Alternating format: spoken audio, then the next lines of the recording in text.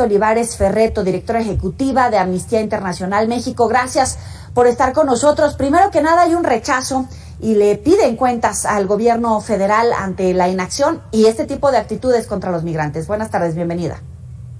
Muy buenas tardes, Joely, y muy buenas tardes a todo tu auditorio. Efectivamente, nosotras desde Amnistía Internacional hemos hecho un llamado al gobierno mexicano a atender de una manera humanitaria a las cientos o miles de personas que están cruzando la frontera sur. Vemos con mucha preocupación estas imágenes que has mostrado hace unos segundos y que muestran uso excesivo de la fuerza, una actuación absolutamente irrespetuosa de los derechos humanos por parte del Instituto Nacional de Migración y de la Guardia Nacional.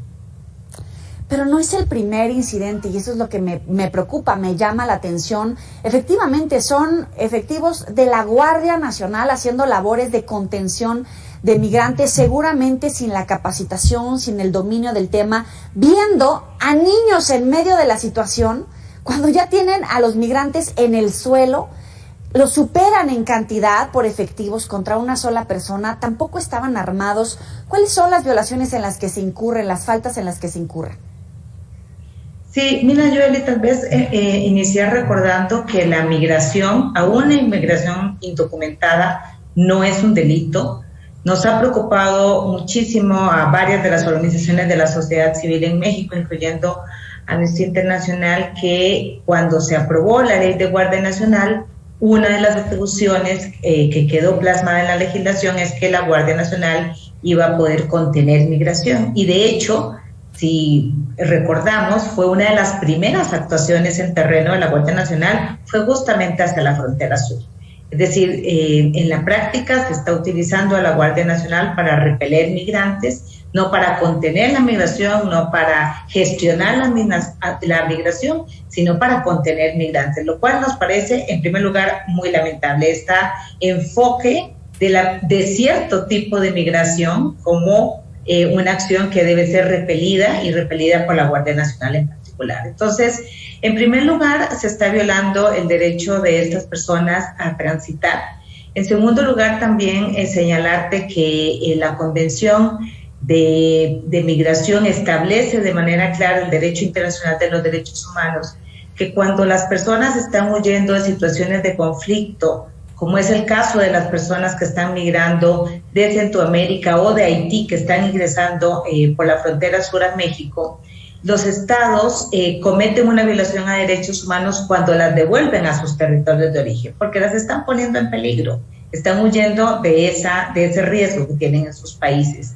Entonces, ese es otro derecho humano que se está violando. Y bueno, como podemos ver en las imágenes que estás presentando, claramente hay uso excesivo de la fuerza por parte de las integrantes de la Guardia Nacional, lo cual también es una violación a los derechos humanos. Quisiera, con toda la humildad, preguntarte y aclararle también al auditorio.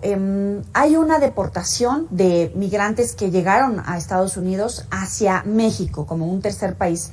Seguro la Suprema Corte respaldó la decisión en Estados Unidos para el programa Quédate en México. Entonces, lo viable no era deportar a esos migrantes a su país de origen, tenían que haberse quedado en México, ¿o qué se tiene que hacer? Porque lo más grave es que están tratando de salir de esa situación de violencia en sus países, después se quedan atorados en territorio mexicano, llevan meses sin que nadie les pueda definir su situación migratoria, muchos sin empleo, muchos sin poder tener un alimento, un servicio sanitario para los niños. Sí, Joely, yo en ese sentido lo primero que creo que es importante que reconozcamos es que México no es un país seguro. No es un país seguro para los migrantes, no es un país seguro tampoco para las personas mexicanas.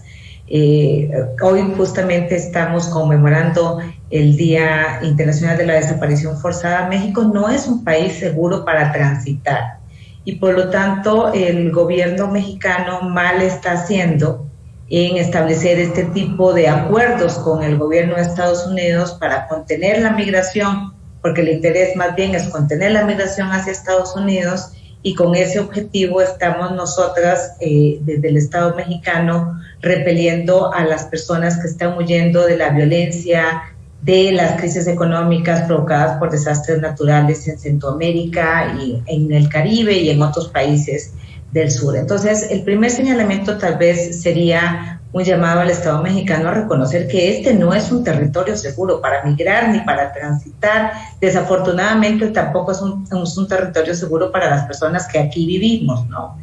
Y por lo tanto, tampoco debería el Estado mexicano asumir esa responsabilidad, porque el gobierno de Estados Unidos está como un poco delegando en el Estado mexicano y el Estado mexicano después pues rebota a las personas a sus lugares de origen, y nos llama muchísimo la atención cómo hay como dobles estándares al atender la migración, muy distinta cuando se trata de unos países o de otros. Quisiéramos que el enfoque humanitario que México aplica con otras nacionalidades, pues lo aplique también con las personas que habitan en nuestra misma región.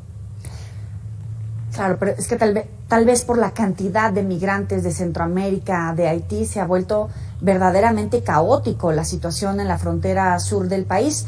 Y me llama la atención, hoy no hubo una sola referencia por parte del presidente de la República y mucho menos de la Comisión Nacional de Derechos Humanos.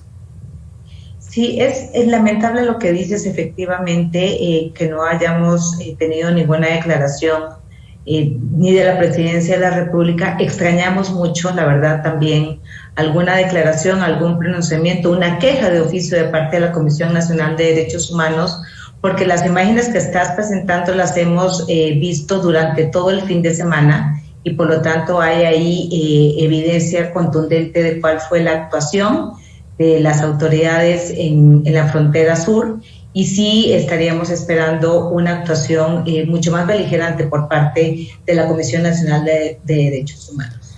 Finalmente, ¿hay alguna sugerencia, algún planteamiento a la Comisión Nacional de Derechos Humanos, a la propia Instituto Nacional de Migración, para dar cauce, para dar salida a estos migrantes que están retenidos en este impasse? Porque al final el gobierno mexicano ha dicho que va a dialogar con el estadounidense para tratar de lograr una inversión en los países expulsores de migrantes, pero de aquí a qué pasa, pues se siguen abarrotando en esa zona.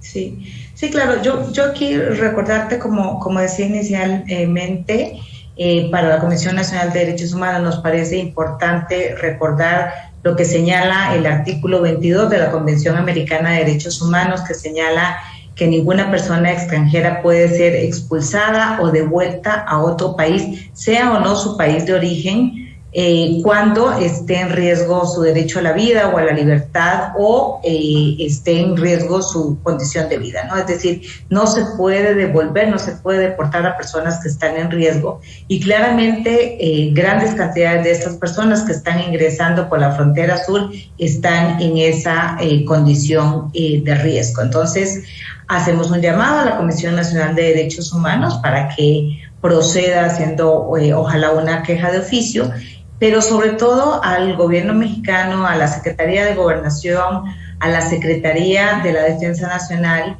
para que la actuación de tanto de la Guardia Nacional, del Instituto Nacional de Migración, de la Comisión Nacional de Refugiados, agilice y gestione la entrada de personas por la frontera sur sin que esto implique ninguna violación a derechos humanos ni ninguna medida represiva. Hacemos un llamado a que sea un enfoque humanitario el que se priorice en esta crisis migratoria que se está viviendo en la región. Edith Olivares, gracias por estar con nosotros aquí en Mega Noticias TVC. Muchísimas gracias a ti y muchas gracias también a todo tu auditorio por este espacio. Muy buena tarde. Bueno, ya analizábamos cuál es la situación